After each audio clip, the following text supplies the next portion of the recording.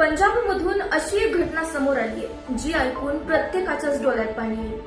26 वर्षांपूर्वी एक तरुण अचानक बेपत्ता झाला होता। कुटुंबाने त्याला खूप शोधलं, प्रत्येक ठिकाणी चौकशी केली, पण त्याचा काहीच पत्ता लागला नाही।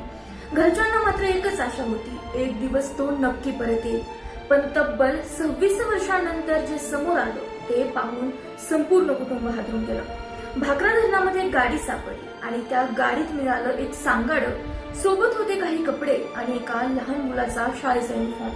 तो युनिफॉर्म पाहताच कुटुंबाचा बांध फुटला। आईने 26 वर्ष जपून ठेवलेली आशा एका क्षणात तुटून गेली। ज्या मुलाच्या परत येण्याची वाट हे कुटुंब पाहत होतं तो आता या जगातच नाहीये आणि हे सत्य स्वीकारणं त्या कुटुंबासाठी खूप वेदनादायक ठरत आहे।